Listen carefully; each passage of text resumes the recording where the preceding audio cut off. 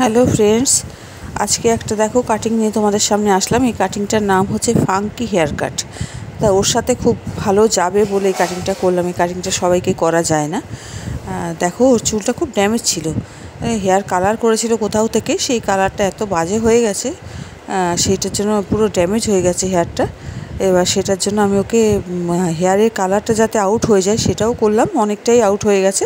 আর সঙ্গে ওর লুকটা যেন ভালো আসে, একটু ভলিউমাস লুক আসে, তাই সেটার জন্য এই কাটিংটা করলাম। দেখো কেমন লাগে, কেমন হয়েছে তোমরা একটু প্লিজ জানিও। আর যদি তোমাদের কোনো কাটিং করতে ইচ্ছা করে তোমরা চলে এসো আমাদের হরিণঘাট Apsara ladies beauty parlour Barnina's মেকওভারে। আর তোমরা জানো আমার একাডেমি রয়েছে, গভর্নমেন্ট অ্যাফিলিয়েটেড একাডেমি।